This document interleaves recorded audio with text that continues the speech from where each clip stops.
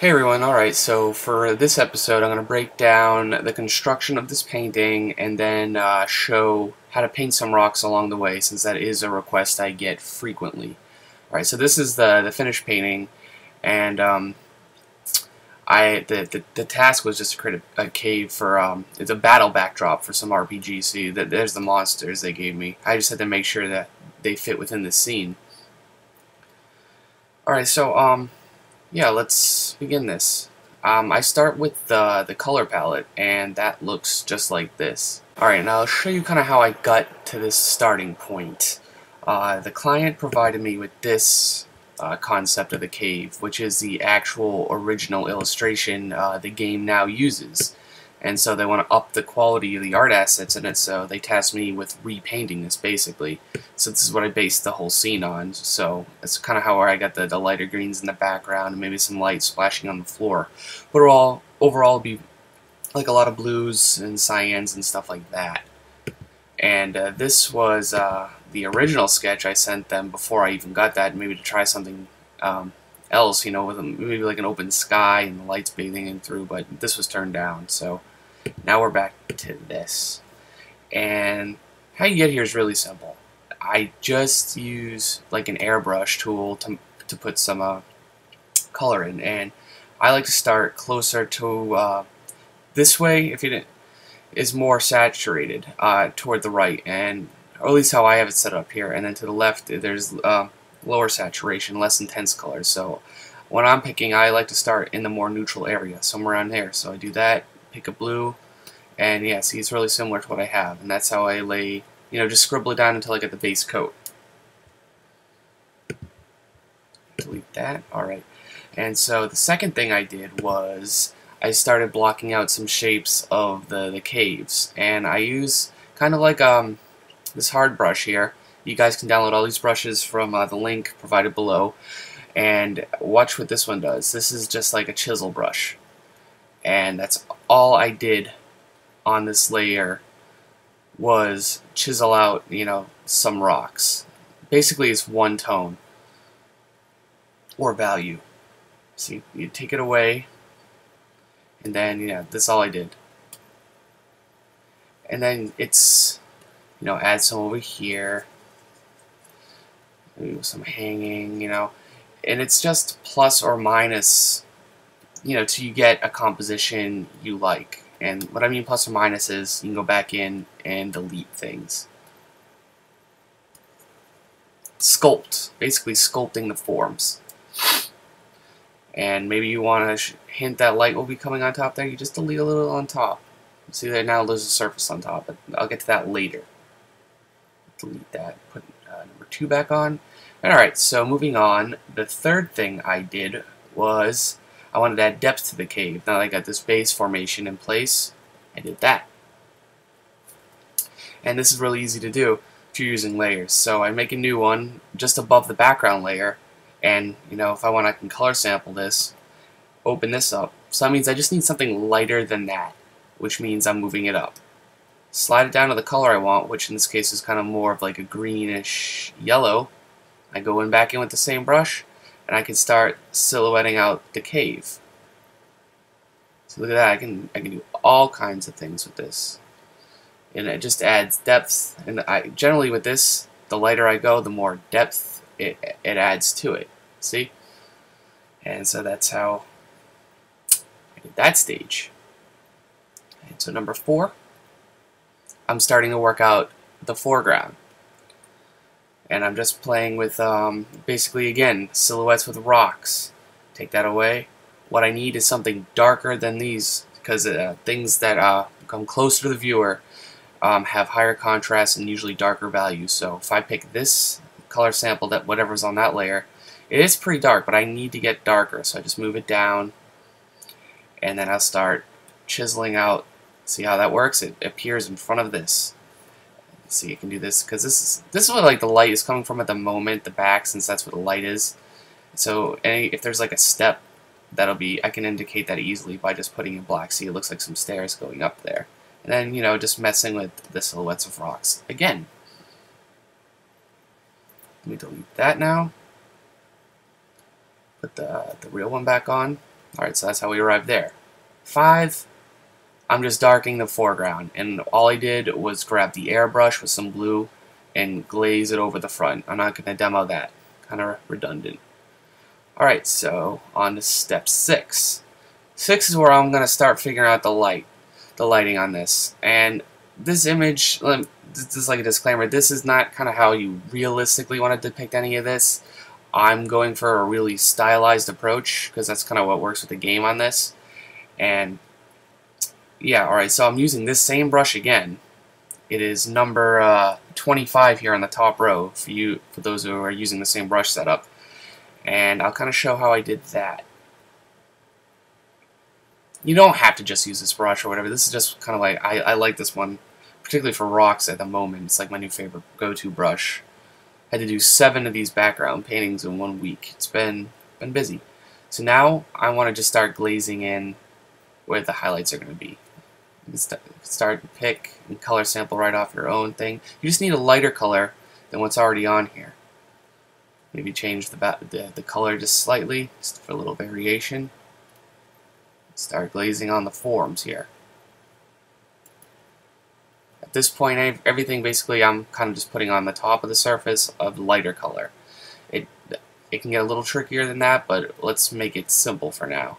And basically that's all I did for all of these. And this I'm gonna just put over the foreground, the background, everything that's getting kind of like some lighter surface treatment.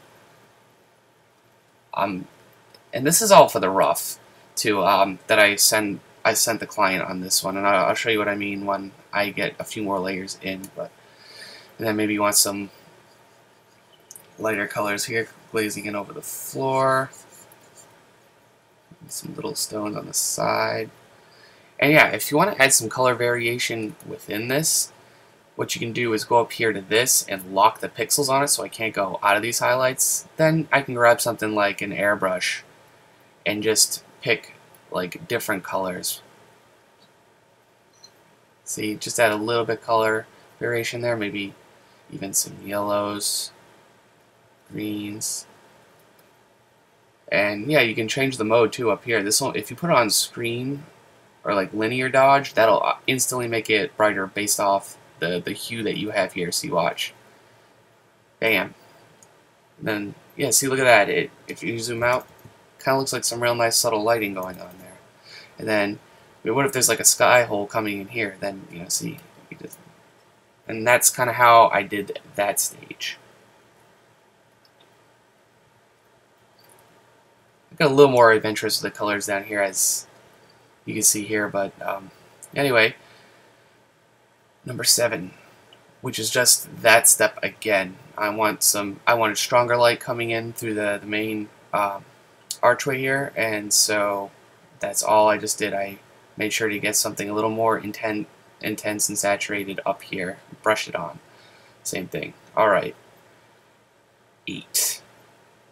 8, I was just fiddling with some more shapes in the background. That's nothing important. As you see, that's just some scribbles. And I'm further correcting this with the 9th layer because I want to tone everything a bit bluer. And see, 9 is a hard light, which basically means if I want to kind of alter the color bit back there, I tried, I put it on the layer hard light right here. Where is the hell is it? Here it is. And then I can get a color. I wanted a little more blue. Get some blue with the airbrush. Glaze that on. I don't think it was, if that's too intense like that, you can go to image adjustment, hue saturation, take down the intensity of that. You can also affect if it's lighter or darker. But what if you want to experiment and maybe not go for blue? That's where this slider comes in handy here. I can just outright adjust and basically change the whole mood of the piece, whatever you're going through. So that's how I did that. Alright, yeah, so put 9 back on. And now 10.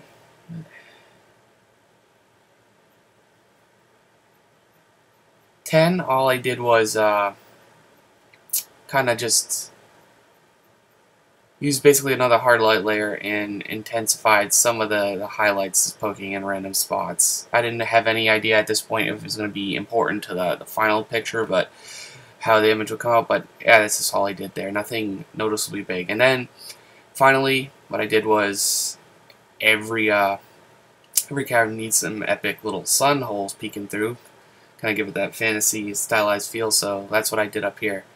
How I did that, I made a linear dodge layer, which is right here, linear dodge. Get some of the same blue that's here.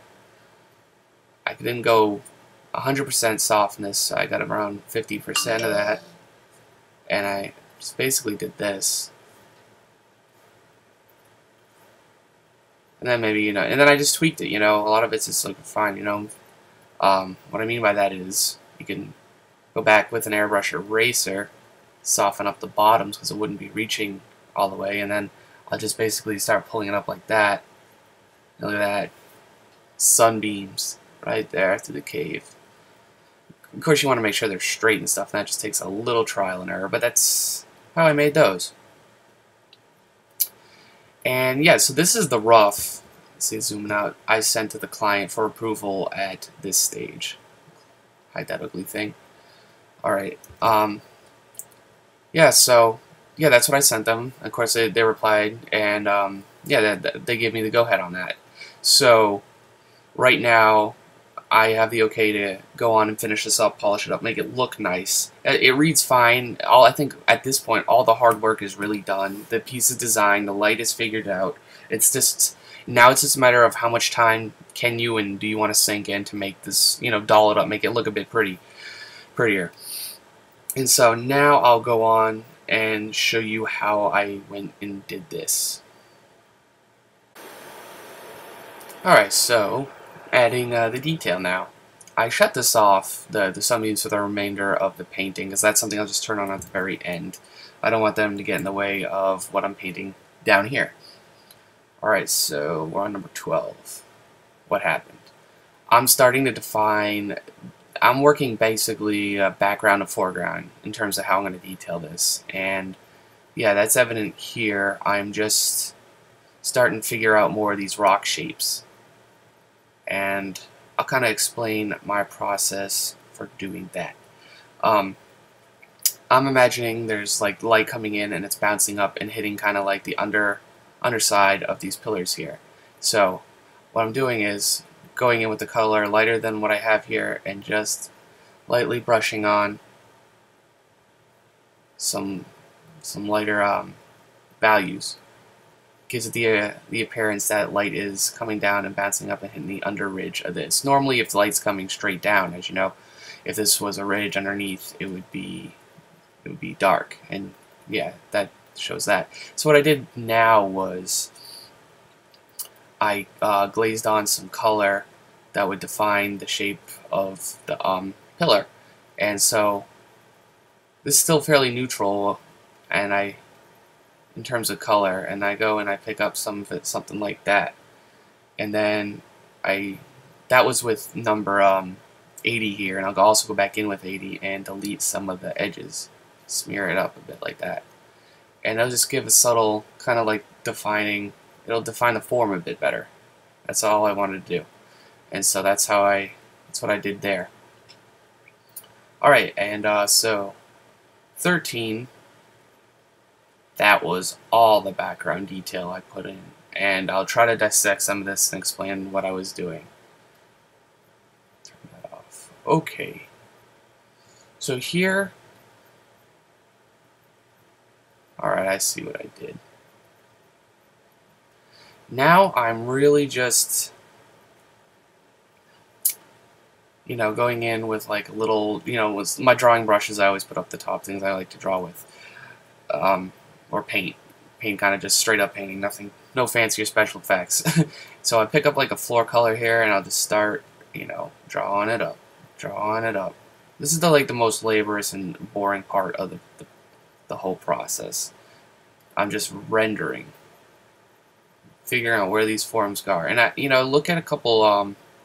If you're doing caves like this, find reference of caves. I'm not an expert on caves by any means, so this is how I decided to approach these type. I found some reference images up there. And yeah, so you can see that's starting to give them some ridges, maybe like those water falling over time, and then maybe since I got some yellows coming in, then I'll just start to like basically give it a little bit of rim light, and I explained that somewhat in my last video to find the edges. Alright, so that's what I did there, and then throw it on the other side. A lot of that.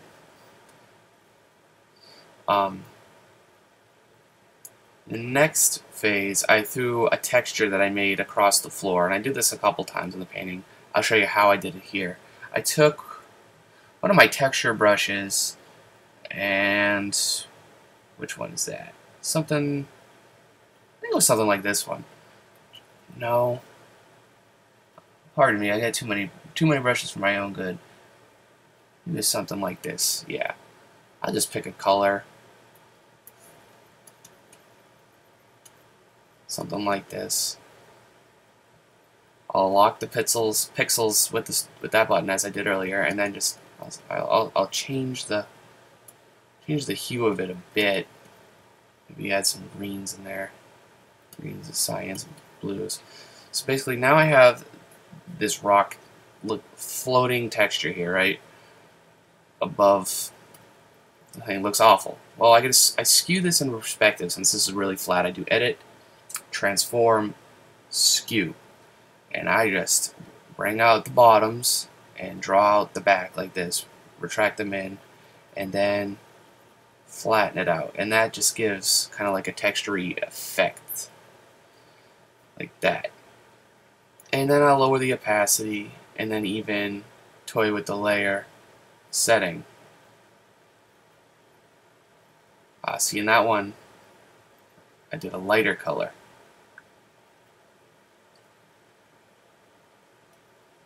And then basically you go back in wherever you don't want the texture or show the forms, you go back in and delete. I do a lot of the texture and then deleting out of things. A lot of give and take. That's how I did it. Alright, so that's how I did that. Put that back on. Now it's just more cleaning up the edges. And then I added some highlights. And that's might be all for the actual technique in terms of background stuff I did. I'll show you how I went and added some highlights. Alright, so I've got a scene like this. I want to add some, maybe like some glistening highlights on these rocks, some sheen. So I grab this brush, 175, is at the bottom. I'll pick a color a bit lighter than what I got going on there. Then I will start glazing, like little taps and dashes with on my Wacom tablet here, like this. Do that on both sides. Lock the pixels, turn on the color, the linear dodge, adds one more pass over these brush marks, and that'll give it the extra little highlight like that.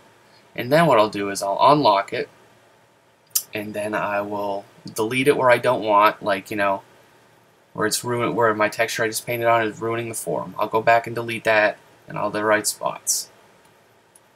And then I'll even grab the smudge tool, and for the smudge tool I just use the top brush, number 9, to smudge, and I'll go and I'll smudge some of the edges just like this. Just kind of blend them out so it's not all so stark. So you just blend it right up, and that's kind of how I painted the textures on these rocks.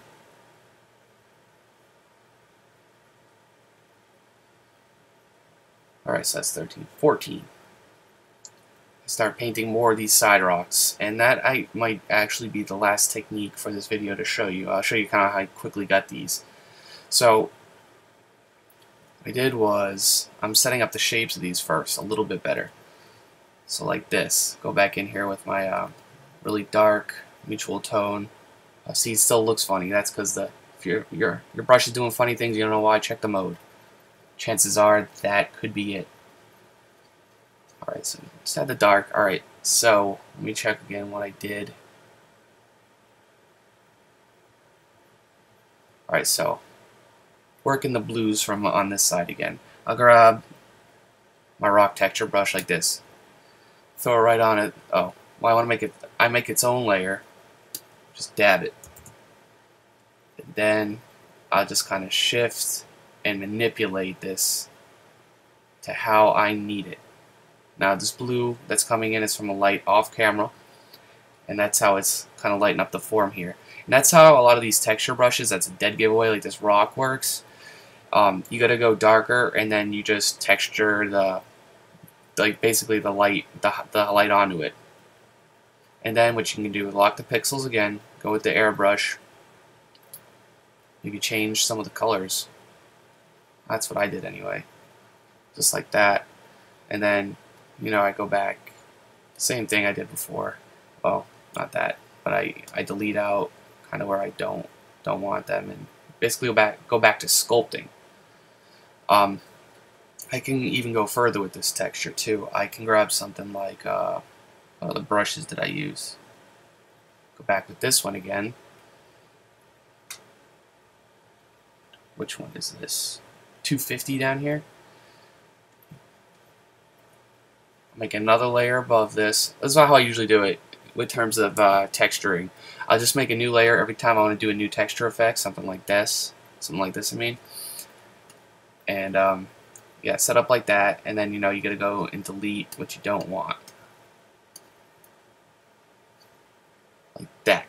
And then what I do is I merge them down. I hit Command E on my Mac here, and that merges the layer down so I can just work on them. I don't like working in a lot of layers, but I do set it up like this so it's easier to experiment. See, and then I go back in and paint the rock, and then I do the same method again, you know, with the highlights. So that's how I paint rocks anyway for this type of scene. Some, you know, there's a lot of different types of rocks. There's mossy rocks. You know, I'll talk about this in another video, but that's how I approached them in this picture. And so 16 basically was a contrast and a color adjustment layer. And I just did that up in the image adjustments, and I adjusted everything. And then from here I just put, you know, the remaining detail and texture on things as I displayed. And then finally I put the highlights back on. Well, not the highlights, but the sun rays. And so that's how I constructed this image. I hope some of you learned something new from this. I'd love to know if you want to try something like this and want to show me, send it. I'll be more than happy to check it out and see how your results were. And, you know, it's just a matter with doing subject matter like this that can be so stale and mundane. And it's kind of, you know, it's been done a lot before. Like, how can you just put your own original take on something and still make it interesting and believable? That's what I tried to do with this. So I wanted to thank everybody for watching and subscribing, and take care.